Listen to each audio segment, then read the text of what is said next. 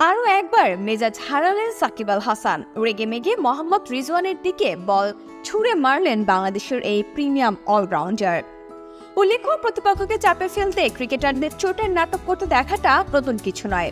এর আগে Glenn Maxwell, Gulbadin নায়েবদের এমনটা করতে দেখা গেছে। তবে চোট গুরুতর না হলেও মাটিতে গড়াগড়ি খাওয়া আর বল ফেস না করে সরে যাওয়াটা নিত্যদিনের অভ্যাসে পরিণত করে ফেলেছেন মোহাম্মদ রিজওয়ান। তবে সাকিব আল হাসানের সামনে পড়লে যা হওয়ার তাই হলো। কোনো কারণ ছাড়া বল খেলার জন্য প্রস্তুত না হওয়ায় মেজাজ হারিয়ে বল ছুঁড়ে মারলেন সাকিব আল হাসান। ঘটনায় পাকিস্তানের দ্বিতীয় ইনিংসের 4 উইকেট নেওয়া বাংলাদেশ তখন হন্যে হয়ে আছে উইকেটের খোঁজে। এদিকে এগিয়ে আসছে লাঞ্চ ব্রেকের সময়।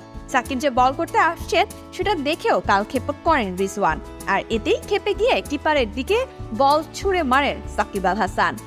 যদিও বিষয়টি একেবারেই পছন্দ হয়নি আম্পায়ার রিচার্ড কেটেলব্রোর। সাকিবও আম্পায়ারকে সরি বলে বিষয়টি মিটিয়ে নিয়েছেন তখনই। কিন্তু সাকিবের এমন আচরণে একটু হলেও প্রভাব বিস্তার করে পাট ব্যাটারদের ওপরে।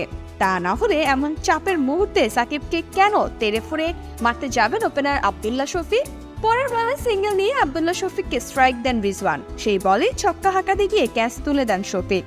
উল্লেখ্য, দিনের দ্বিতীয় ওভারে উইকেট এনে দিয়েছিলেন হাসান মাহমুদ। এরপর নাহিদ রানা, সাকিব আল হাসান, মেহেদী হাসান মিরাজরাও নাম লেখালেন উইকেট নেওয়া বোলারের তালিকায়। রাওয়ালপিন্ডিতে 2 ম্যাচ টেস্ট সিরিজের প্রথমটিতে মুখোমুখি হয়েছে বাংলাদেশ ও পাকিস্তান। প্রথম ইনিংসে 6 উইকেট হারিয়ে 448 রান করে ইনিংস ঘোষণা করে স্বাগতিকরা। পুরো বাংলাদেশ অল আউট হয় 565 রানে। পঞ্চম দিনে এসে জয়ের সুবাতাস পাচ্ছে বাংলাদেশ।